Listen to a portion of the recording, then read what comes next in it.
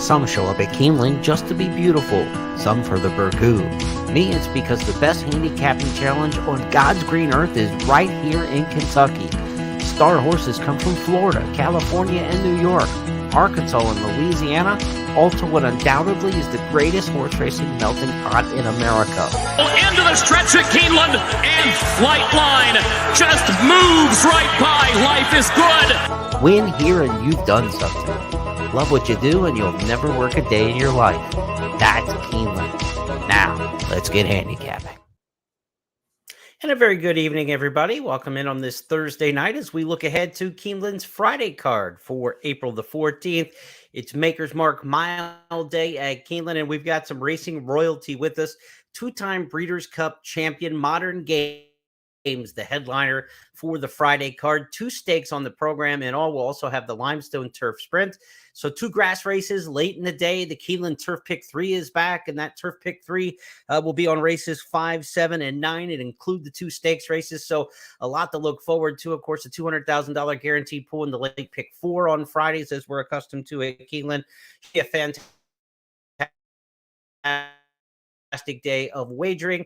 And it was today. I took the duck, as we said, public handicapping, did not pick a winner on the 9-race card today. 4 of my second picks won races, but that's of no consolation to me whatsoever.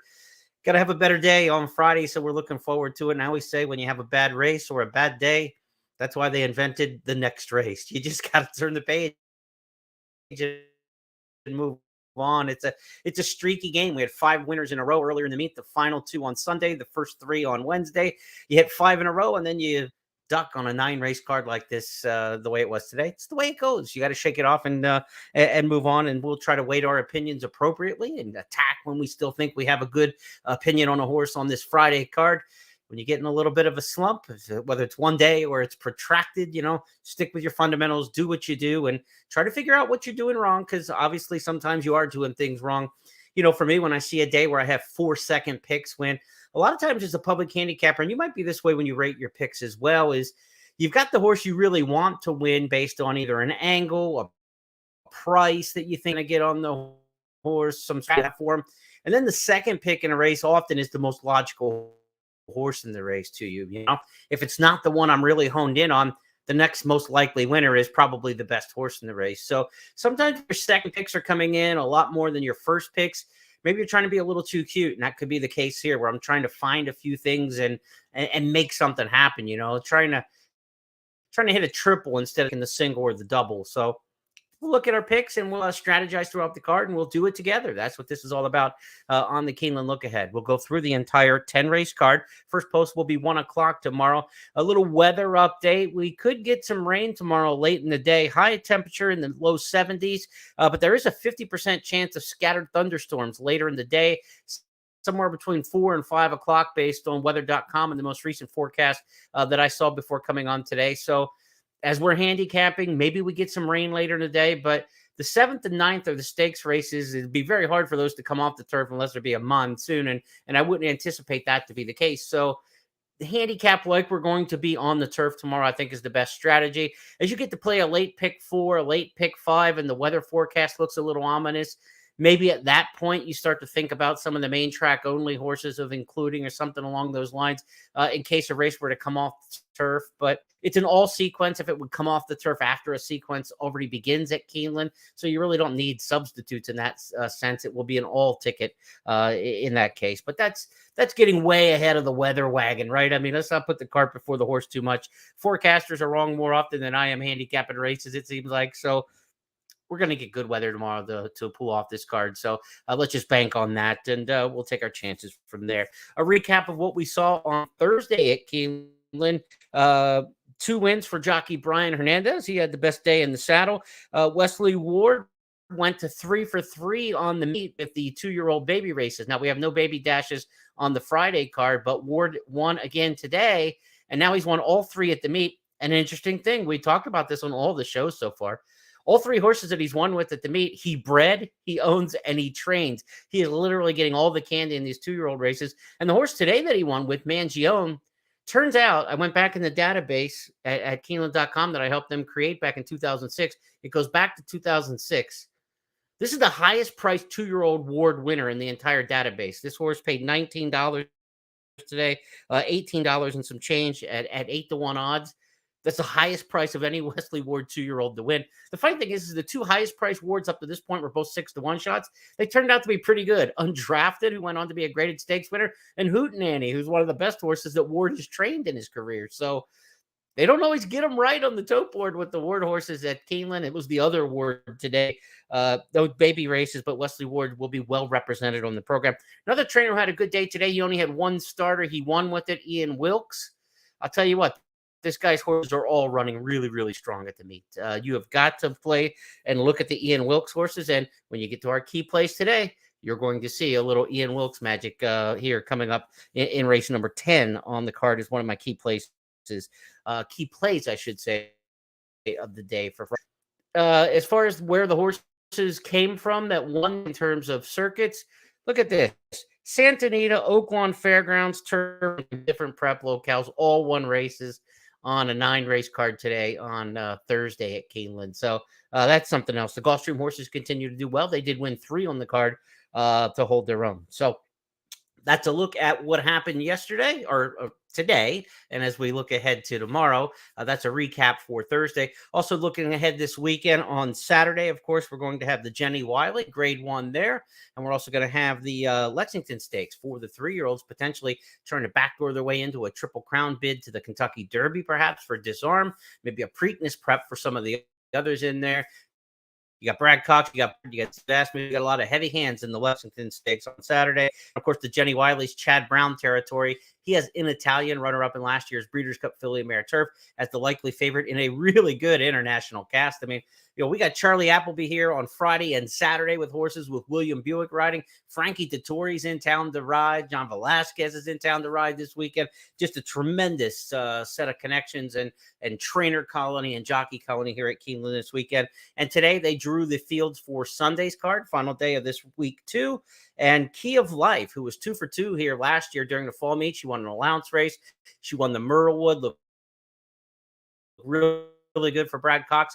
She Beaumont Stakes for 7 furlong 3-year-old sprint fillies. Sometimes the Beaumont sends a filly on to the Kentucky Oaks. Wouldn't be shocked if that would be to be the case. But Key of Life, probably a sprinter, and they wouldn't want to stretch her out. But maybe one of the others, if they're able to win the 7 furlong Beaumont, might take a shot at the Kentucky Oaks. So that's a look ahead to Sunday. Let's get ahead, start on the Friday card now. In handicapping, as you know, we give you the big picture, and we're going to give you the long view of this Friday 10-race card. And the pick 5 is going to start in race number 1. We'll have a pick 4 starting in race number 2. That's typical and customary. On a 10-race card, the pick 6 begins in race number 5. Final 6 on the card at Keeneland on Friday.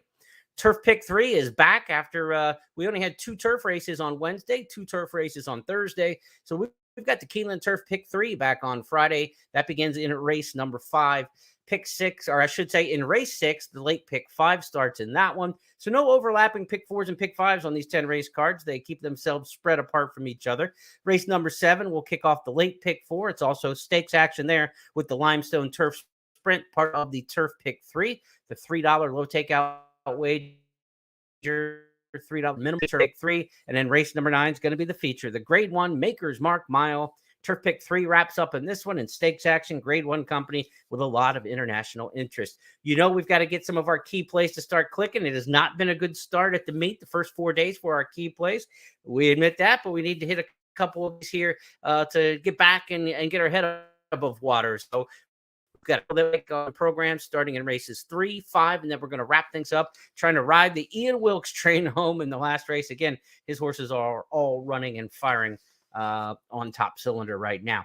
Let's go to the picks page at the Keeneland.com website, the Horse Players Handicappers Consensus box. You see our handicappers here: Scott Hazelton, Tom Leach, myself, Gabby Gaudette, Kim Nelson. We show you these picks to give you a sense of where the favorites might come from, where we all agree on similar horses, where the tough races are, where we all disagree and have different opinions, and which races might produce long shots because of that. So a good reason to look at this page. Also a good reason to look at who are the hot handicappers, who's seeing the ball well right now. And I'll tell you, Gabby Gaudette had another really nice day today. She is making some nice picks at good prices. She's seeing the ball great right now in a baseball analogy. swinging, and she's hitting deep doubles and home runs a lot of times. So Gabby's handicapping really well. Give a little action to her picks, and where you may disagree with them or where I may disagree with them, you look and then you try to figure out what did I miss and go back and take a second look at a horse like that when a handicapper's doing good things. Okay, so in race number 1 on the card, I don't see a big price here. It's Global Stage, should be a heavy favorite for Brad Cox. This horse started his career with John Ortiz down in Oaklawn. Now transferred to the Cox Barn. Post draw should be good for this one with good speed. Probably maybe even clears and gets the lead in here, but at worst probably sits second behind Cape Trafalgar. Cape Trafalgar had a couple shots here. Look, I singled this horse twice in multi-race wagers. I recall he was the last race on the card back, maybe both times that he ran. He was the last race on the card, and I needed him at short prices, and he just failed against fields he should have beaten. Cape Trafalgar's had his chances. Now a 4-year-old, still a maiden after 4 starts and being beat at 2-5, 6-5, and just under even money at Churchill in November. Certainly could win this race for Safi Joseph. Irad Ortiz rides, but there's no picnic at the price. This horse has been beaten to this point. I'll take the Brad Cox horse, outside draw here in a sprint race where those are the 2 primary speeds. So the 5 probably makes the lead. The 8 sits right off of them. And if you're at the top of the stretch and you can outkick a Brad Cox horse to the wire, you certainly earned it. Sweet Cherry Pie, the pick in here for Gabby, goes blinkers on. This is a horse who made a middle move and moved too soon at 39-1 in the career debut. Goes from Luca Panici to Luis Saez. So an aggressive, good rider placement here for Rusty Arnold at Keeneland. So you get the rider change, you get the equipment change. I can see where Gabby's going with this. And if Global Stage doesn't fire here for Brad Cox and Cape Trafalgar, just fails to get it done again and fails in the stretch, then why not Sweet Cherry Pie at a little bit of a price here? That's not a bad pick at all. And certainly, again, see what other people handicap. Open your eyes to it. It'll be a good, interesting one to see how Sweet Cherry Pie looks on the racetrack, coming out on the track with the blinkers on, how alert and attentive, and how the horse warms up. So race number 1, I've got it 8, 5, and 3, but certainly the 2 would be in consideration there. But I think Global Stage and Brad Cox the way to go in the opener. Not a race I'm going to get super invested in because I don't think any of those will be big prices. If you got a big price on Sweet Cherry Pie and you wanted to go after it, I wouldn't argue with that at all. Race number 2 kicks off the early pick 4. I've got a little bit of a long shot play in this one. In fact, I think we'll get a nice price on Northwind. Northwind didn't run a jump really in the debut, but that was on a muddy track. We should have a fast track early in the day at a minimum here at Keeneland.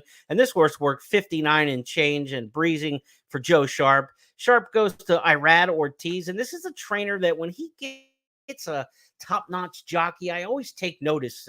He's a regional trainer, Kentucky and Fairgrounds, and a lot of times we'll ride Kentucky and Fairgrounds kind of riders. But when Joe Sharp reaches and gets a top pilot like Irad Ortiz, it really makes me take notice. Why would Ortiz be interested in riding for a barn he doesn't ride for that often? It could be the workout. They look at this one and say, look, this horse ran, 59-2 is really, or 59-3 really worked Sharp for this. The word gets out a little bit, and Irad Ortiz ends up in the saddle. So I'm taking the 9 Northwind in here at a little bit of an upset. It's Irad, so you're probably not going to get as big a price as you would hope, but I think we can get somewhere 8-10-1 in there because there are other options in here that are going to take money. Talking Pharaoh for Wesley Ward was bet to 3-5 at Saratoga. The Ward class dropper will get bet in here some. So there's some other horses in here can take some money. Collect for Mike, first-time starter for Brad Cox, probably gets over bet for the value. Bourbon Fever, the 4, is the guy we had talked about, Ian Wilkes. You got to respect of his horses. Now, Ian Wilkes does not do much with first-time starters. So while I'm willing to bet all the Ian Wilkes horses that want to run out here over the next couple of days the way they're running, first-time starters still aren't his bag. He's about a 5% trainer with rookies. So I'm going to take a stand against Bourbon Fever in here, but back line saying, I don't know, do you want to leave him out? If you're going to spread in this race, I would still throw Ian Wilkes in there with Bourbon Fever. You're probably going to get a price. Brian Hernandez rides again. He won 2 on the card today. So you got a hot rider, hot jockey, but the first-time starter stats tell you to kind of, take a wait-and-see approach on Bourbon Fever. We'll go for Wilkes a little bit later on the card, but I'm on a 9 in here, Northwind, and not an overwhelming opinion in here on this race. I think the 12 Mask Patrol is pretty decent. This horse ran fourth, beaten less than 3 lengths in the debut at Keeneland, so can handle the track okay. And then only faced Epicenter and Cyberknife in back-to-back races in Maiden Company last year. And of course, that was just what the Travers winner Epicenter and the Haskell winner Cyberknife. I mean, that was pretty tough company. So the turf last, that didn't work. After the dirt patrol for Michelle Lovell, and certainly this is an easier spot than facing some of those maidens that he did last year. So I'm on the 9 and the 12 in here, but you see this race is all over the board. Rivoli, the 3's got a top pick. Tom Leach is on the first-time starter for Brad Cox, collect for Mike. With Purpose, second-time starter for Brendan Walsh. Coming out of a race at Gulfstream, run Happy Colt there. Gabby's got on top, and then collect for Mike, also the first-time starter for Cox, picked on top by Kim Nelson. So we're all over the board. This looks like a classic spread race. The public will not have much strong opinion in here. So when you're looking at the early pick 4 or you're looking at the early pick 5, this is a race where you're probably going to use a lot of combinations unless you have an opinion. And if you have an opinion in this race where others don't, that's what separates you from other people. That's what you want. If you can come up with a single in race number 2, you're head and shoulders above the other players in the pick 4 and pick 5, because they're going to use a lot of their combinations and their budget up in this race, going 3, 4, 5, 6 deep, all button, that kind of thing like that. If you can narrow down race number 2, that's where you can separate yourself. I can't do it. So I would want to use a handful of them at least, but I will get a nice price, I think, on my top pick there in race number 2. Third race on the card is my first key play of the day, and I've got a big lean in here to the 1 Frigid Lady. I think this one is a horse who was impressive here for a $50,000 maiden claimer in the fall meet last year. That's essentially winning a maiden special weight. So horse for course angle, has class. You know, this is a starter allowance where all these horses have just won one career race, and they had to run for 50,000 at some point to be eligible. This horse really fits the conditions. Just missed for 50, 1 for 150. I think Frigid Lady down on the inside with Irad Ortiz for Mike Maker. A 4-1 in the morning line. I hope we get somewhere near that price, but I'm all over Frigid Lady in here. Tom and Gabby agree. We've got that one on top, but you've got a couple other shots in here with Margot in a bubble bath for Kim Nelson and Mean Sue for Scott Hazelton in there. So maybe we can get, a fair price. I would take 5-2. It's 4-1 in the morning line, but I think 5-2 is a fair price on Frigid Lady. I think she's going to win this race down on the fence. And, she's not going to show lightning speed out of there. So Irad's going to have to work out a little bit of a trip, but there's not a lot of speed in the 2. The 3's got a little pace. 4, 5, they don't have a ton of speed in this race. So I think if you can just kind of get out of there and get off the pine a little bit, that Irad can carve out the trip. I'm all over Frigid Lady. 10-horse field, so the exotics look good in here to me. I've got the 1 over the 10, the 4, and the 8. That's the way I'm going to play race number 3 as a key play. And again, if I can get 5-2 or better, I'm more than happy to take a shot at this one. And in race number 3, look at this horse. You got doubles in the second race to the 3rd. I say get in and out of the daily doubles in race number 3, because I think you can just hone in on this runner, the 1 horse in race 3. So race 2 looks like a little bit of a spread race. So take a couple combinations in the double to the 1 in race number 3. And then race 3 to race 4, I think it's one that you can just kind of tee up and just go after one combination. I just played straight up with the 2 Coach Petro in the next race. So I'm looking at multiple doubles from race 2 to race 3. And then race 3 to race 4, I just think it's a cold daily double. Take the 2 Coach Petro in here. It's a 1-2 daily double, races 3 to 4. And the way to approach this one, Brad Cox sends out this son of Cairo Prince. We've told you about Cairo Prince. They've all been running well at the meet. A couple ran well today so I would use the Cairo Prince pedigree angle going long here at Keeneland with Coach Petro. This was run on turf and synthetic, but absolutely bred to like the main track here at Keeneland. It's Cox, it's Giroux. It's a very good post position. Class drop from maiden special to maiden 30. All signs to me point to the 2 Coach Petro in race 4. I don't think you're going to get a big price here. The other one to look at is Bon Bueno. The horse has 2 starts at Keeneland. On a fast track, ran well. On a wet track, ran terrible. So I look at Bon Bueno and think that this horse possibly could hit the board, but doesn't have a lot of speed. So it's going to not always the best angle there. If you're trying to get to the front in this race, there's just not a lot of early speed in here. It's hard to determine where the speed will come from. Maybe the 1 Emergency Response for Brett Calhoun, who's a good sprint trainer, speed horses there. This horse didn't do anything in the debut start, not handling the outside post at all. Blinkers on, sprint the route. maybe the one emergency response goes to get her underneath. So 2-6, 2-1, the way I see it. But I don't think they're touching Coach Petro in here. And I think it'll be an easy win for the Brad Cox barn as they try to, keep racking them up throughout the course of the meet towards a potential another training title at Keeneland. Let's go to the 5th race on the program. And this is not one of the easier plays for sure, but I think it's a deep field, and I absolutely love a filly in here. Now, there are a lot of good options in race number 5 that you can choose from, but I don't think any are better than Mrs. Astor. Mrs. Astor, the one horse. John Velasquez is going to ride this one for the Strawbridge connections. George Strawbridge's Augustin Stable. Jonathan Thomas trains. High percentage outfit here. Love the post position. And this is a horse who just simply moved too soon when he ran at Keeneland last year. She made a middle move in the race, and not a top pilot. Michelle was on that day. Now you get a good pilot like John Velasquez, Hall of Famer, inside post draw. They timed to move beautifully down at Gulfstream. It's an allowance race on the turf. You're looking for Gulfstream horses in these kind of races historically. They tend to dominate. So Mrs. Astor, the one, my key play of the day. I hope to get somewhere around 4-1, 9-2, that kind of price. I love her in the spot in a race where there are a lot of good options. So I think you can hold the decent price. Mally Moo, the 10, also comes from Gulfstream. She drops out of the stakes ranks. She's got a good kick to her, but she's also shown some speed. So she's got pace versatility, and it's going to be up to Flavian Pratt to decide what to do with Mally Moo in here. From post 10, it's a tough draw going the mile and it's, but behind it, she's got a little pace. So it's really totally up to what Flavian Pratt wants to do in this particular spot. Knock Your Socks Off is in this race, runner up in the Jessamine Stakes last year. She's a one-run closer for Chris Block, going to try to come from way out of it. Wonderful Lady makes the first start in the U.S. This is a really good-looking group here. A lot of good options that you can go with. Let's see what the other handicappers have in here. Again, I'm solidly behind Mrs. Astor in here. Gabby Gaudette also picks Mrs. Astor. I like that. Gabby's on fire here over the last few days, but there are some other options. All-American Beauty, the 13 off the also eligible list. Certainly you want to keep an eye on this one. If this filly comes out of the Florida Oaks, as she draws into the race, she's going to have a tough post position to do so, but she is a come from behind horse. And typically with a wide draw, I'd like to have a come from behind horse rather than a speed horse on the turf. Just drop back, get over, save a little ground, and then come make a run. So you definitely want to keep an eye. Valencia is also a horse that's picked by Tom and Kim.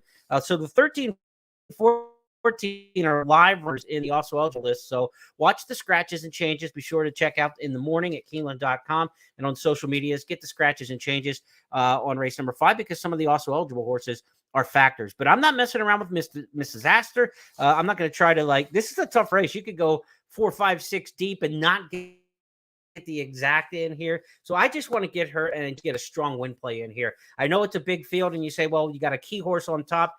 I don't know who else to use underneath as far as the options go for the exotics. The 10 and the 6 are the horses I have slated in there second and third, but I'm just worried about a win play right now. And quite frankly, when you're not picking 50% winners and you're not rocking the earth with your handicapping selections, don't try to get too cute and overdo it.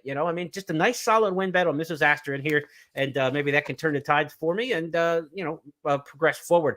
But when you look at the multi-race wagers in this spot, race number 5 is going to start the pick 6. But it's also going to end the pick 4 and the pick 5. So in races 1 and 2, when those multi-race wagers end, they're going to end here in the 5th race. And I've got my best bet in here. And if I can get the win with number 1, Mrs. Astor, that is a single for me in the pick 4 and pick 5 in the early wagers. So that's how I can take advantage of this filly. Also better to win, obviously. And then start the Keeneland Turf pick 3 to go along with your opinions to the 2 stakes races. So I know it's a big field. I know a lot of times when I have a key horse I like on top, I want to try to play the tries in that spot.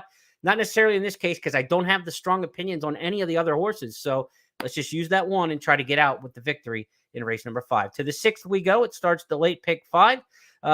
We've got a selection in here in race number 6 of the one Distinctly Possible. And we look across as far as the other public handicappers go. This looks to be fairly a 2-horse, 3-horse race with 5 and the 4, and then the 4 Academic Honors also got a little bit of love in there with the top selection from Kim Nelson. But the one is Distinctly Possibles. She was second in the Alcibiades last 2 years ago to Juju's Map. She only ran a couple times last year, including a win in Maiden Company here over the track at Keeneland. So she's run really well here in 2 starts at Keeneland. She's got a win, a runner-up in the Alcibiades. She got the prep last time at Gulfstream on the turf. Now she makes the surface change. Chad Brown should have this Keeneland filly ready to go. Keeneland sired more winners at Keeneland last year than anybody else. One of them was distinctly possible. You know she's going to like the track. So I give her the edge because she has that good local win. Inventing the 5 also has a local win for Todd Pletcher. This is a Union Rags filly. I think these two are pretty good. I don't think you have to separate them when you're looking at multi-race wagers. I think you want to use the two of them, the 1 and 5. Don't really have any interest in anybody else in here to a great degree. My Town, My Rules for Tom Amis may come on and get a little piece of it.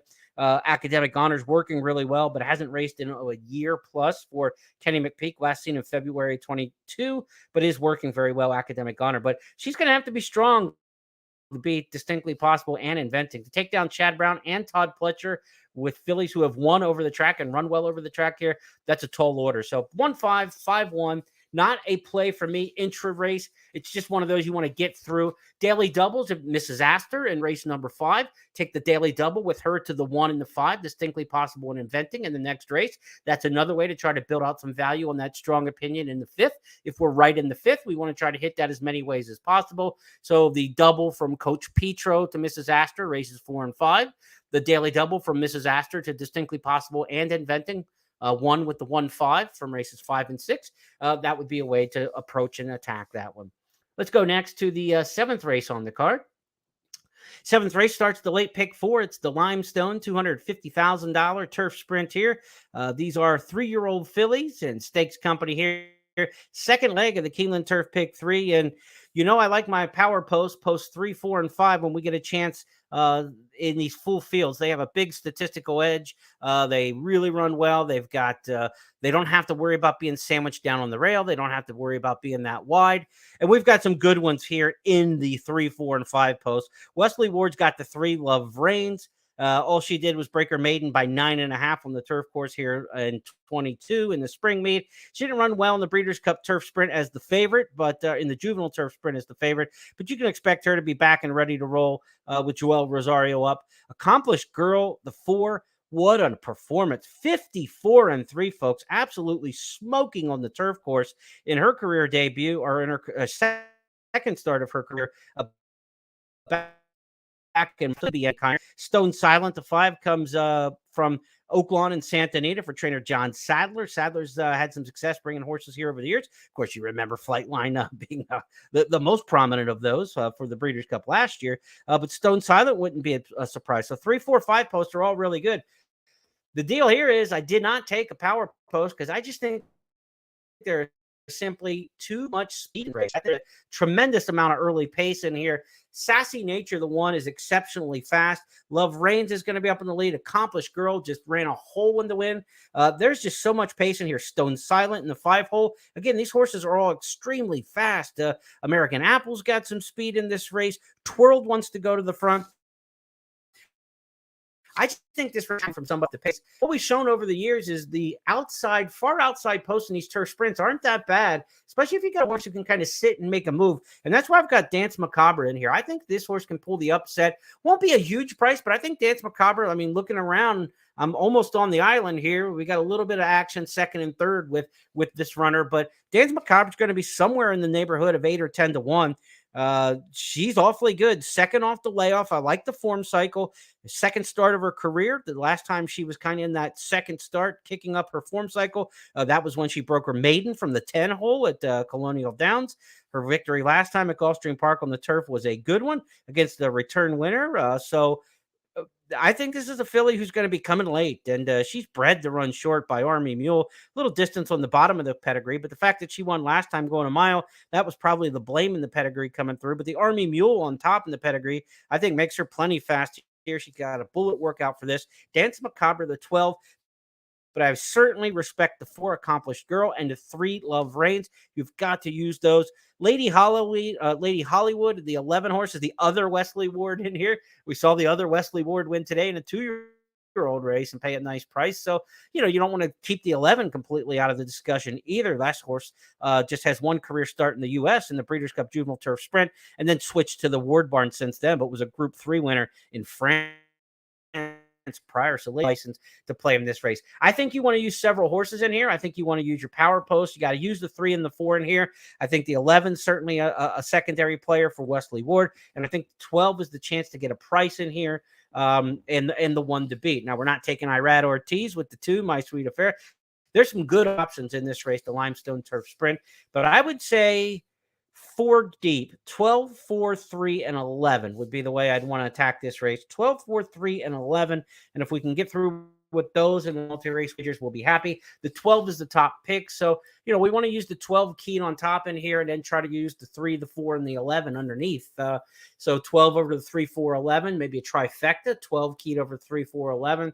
Back wheel in the exacta, 3, 4, 11 over the 12. So if we run second, that's the kind of approach that we want to take here in race number 7, and that being the Limestone. Let's take a look here, and we go from race 7 to race number 8. We don't have anything kicking off here other than the late pick 3. So let's go to the handicapper selectors box and see what the team has across the way. It's travel column, travel column, travel column, travel column, travel column. I think we found our single for the day, right? If all 5 public handicappers are all on the same horse, we're all thinking the same thing here. She's coming out of the Beldame Stakes, the Ballerina, just a classy mare, dropping in class. If she can sit second in this race, I think she'll just blow by. And I don't think there's a ton of speed in this race. I mean, she may make the lead. There's not a lot of speed. Richborg, the 4 is the other horse who's got a little bit of pace to her. Those are going long. Now they put the blinkers on Brendan Walsh. So maybe Richborg sets the pace in here. And then just sitting second is Travel Column, getting a beautiful trip. She's a classy filly and made almost $700,000. I think she's just going to be too tough for these allowance runners in here. She has run once at Keeneland in the Alcibiades back in 2020 and ran 3rd that day. But it's all about Travel Column for me. Irad Ortiz riding for Paulo Lobo. Lobo had a nice winner on the card today. His horses seem to be running pretty well at the current meet with a limited number of starters. Travel Column all the way around. Richborg, Chi-Town Lady. I think that's just kind of a not a big gamble probably in this race. Travel Column is probably going to be a short price. We'll see what the tote board ends up telling us, but I would think she's going to be too tough to beat in here. Now, maybe you're looking for a double from Dan Makai. If you do the 8th race and you don't think there's going to be any value to it, then you try to get to this horse and get around them. But for me, Travel Column would be a single in the pick 4 and the pick 5 on the late sequence. Now let's go next to the feature race. It's the Grade 1 Maker's Mark Mile. And maybe, like I said earlier, maybe I'm trying to get a little too cute at this meet, and a lot of the second picks are winning, who are the most logical horses. I know Modern Games is absolutely the horse to beat in the Maker's Mark Mile. He's absolutely the most likely winner. But I have a horse I want to try to beat him with, and it's from Florida, and it was the name for your pleasure. I just love the last 2 races for this horse down at Tampa and Gulfstream. The horses who ran behind them have come back. That race has been really live, and every time somebody runs wild, I said, boy, those Emmanuel races are come back, sharp. So if Emmanuel's ever going to beat a horse like Modern Games, it's now when he's in absolutely peak form. He's found a home on the turf. He's won 3 of 4 since being switched to the grass. This was a horse, Fountain of Youth, Bluegrass, that they were trying to make a Kentucky Derby horse out of. I think he's found his home as a middle distance turf horse. He's by More Than Ready, who gets a lot of really good turf milers. So that makes sense. He's out of a hard spun mare. Hard spun gets a lot of milers. So the pedigree's right there. I just think Emmanuel's really, really sharp right now. Whether it's a fast pace or a slow pace, this horse makes the trip up near the front. And I'd like Emmanuel in this spot. I don't know if he can upset Modern Games, and I've got to be price sensitive about it. If you're going to bet a horse to beat Modern Games in this field, and you better get, I don't know if we're going to get 6-1. So that's where I'm kind of stuck. But how much will they bet In Love? How much will they bet Up to the Mark? How much will they bet Speaking Scout, Chez Pierre? That's going to be key. I mean, if Emmanuel's the second betting choice in this race and is sitting there at like 3-1, I'm not willing to bet on the nose and try to beat Modern Games with a 3-1 shot. I want 5-1 or more on Emmanuel. So watch the tote board if you're going to get involved in this race, intra-race. But if you're looking at the multi-race bets, think of this. Like, Modern Games is going to be singled on a lot of tickets. I don't know about the majority, but let's say 40% of the tickets for the pick 5, the pick 6, the pick 4. Everybody's going to be on Modern Games. So even if you beat the horse with the second choice, that blows the ticket up as far as the payoffs go. So the best use of Emmanuel is probably not hoping to get 5-1 in the win pool. It's trying to use them in the pick 4 and pick 5 to beat modern games. I would use both in this case. So mine go too deep. It doubles the cost of the ticket, and I get that. But modern games is the most likely winner. I don't have a strong anti-modern game stance. I have no reason to bet against him. I just really like Emmanuel, and I'm hoping that this is the time that Emmanuel stays on peak form and he catches modern games at the right time. That's all we're trying to do here. I'm willing, because I don't think my ticket's going to be that expensive for the late pick 4 and pick 5. Willing to go too deep in here and double the cost of it. If you want to come back and play more tickets than with modern games because they won't pay as much, and you want to try to even out what your returns might be, there's nothing wrong with that strategy of using modern games, say, on 3 tickets and then using Emmanuel on 1. That's not a bad strategy at all. But the way I'm approaching the Maker's Mark Mile is I'm going to try to play the hot hand in Emmanuel and see if I can't get away with it and steal one here. So that's my top pick in here. Modern games, obviously the second choice. Modern games picked by everybody else across the way. Emmanuel's the second pick by a couple. So again, I don't want to bet in the win pool. The way to attack this one, maybe a daily double, travel column to Emmanuel, because the travel column to modern games doubles are going to be very, very skinny. Maybe you can get an overlay on Emmanuel that way. Maybe the travel column Emmanuel double pays $14. And then that's kind of makes Emmanuel like a 6-1 shot if you think travel column is a standout in race number 8. If we just take that as a gimme, a free bingo space, if we think travel column doesn't lose, then a $14 double to Emmanuel is the same as getting 6-1 on Emmanuel to win. Now we're talking about some value there. So that's the way I would look at the Maker's Mark Mile. I don't think there's a big gamble in their intra race because I don't think modern game is going to run up the track. So the exactas are going to be slim, that sort of thing like that. Multi-race bet, if you want to go to our other key play of the day, the 8 Bourbon Resolve, that would be another way to try to take advantage of this. Emmanuel, 4-8. If you want to bet modern games and you don't think you can make anything off of them to win, pair them up with Bourbon Resolve and nightcap and maybe try to catch the daily double. I am taking Bourbon Resolve as my final key play of the day on the 10-race card. We're going to ride the Wilkes train home here. Ian Wilkes, as we told you, his horses have all been running really strong.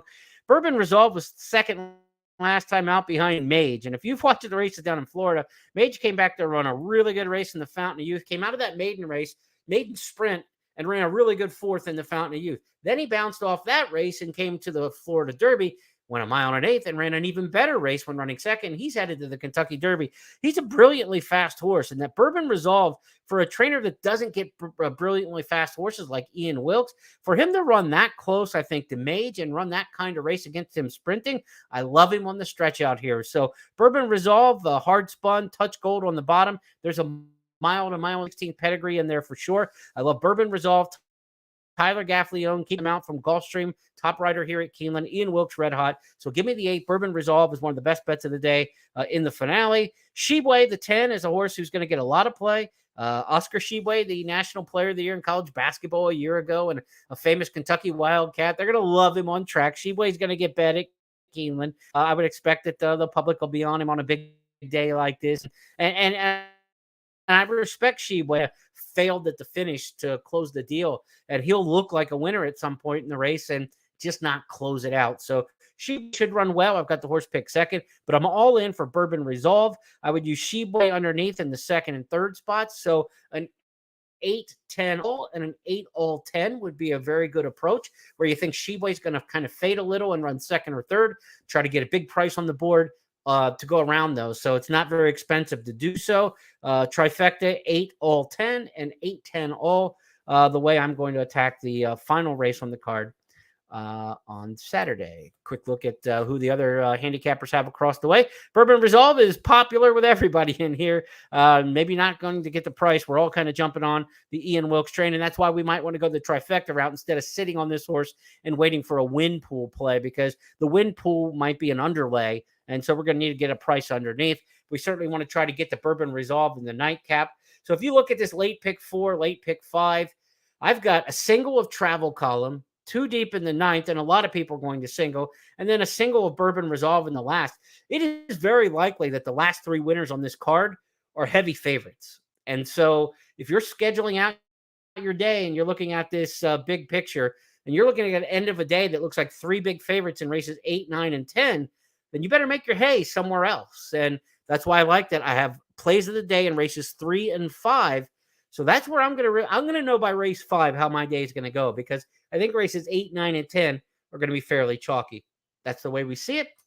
And that's a wrap for the Friday Keeneland look ahead. Hopefully you enjoyed the show. Superstar Breeders' Cup runner coming up tomorrow. Can't wait to see Modern Games. Going to be a fun race in the Maker's Mark Mile. Again, we look ahead to the weekend on Saturday with the Lexington Stakes and the Jenny Wiley. So we got Derby potential there. We've got the top fillies and mares on the turf going the Jenny Wiley, mile and a 16th distance. And then on Sunday, we've got the Beaumont for the 3-year-old fillies with Key of Life and others among a field of 7 in there. So fun weekend to come at Keeneland. We are 4 days in.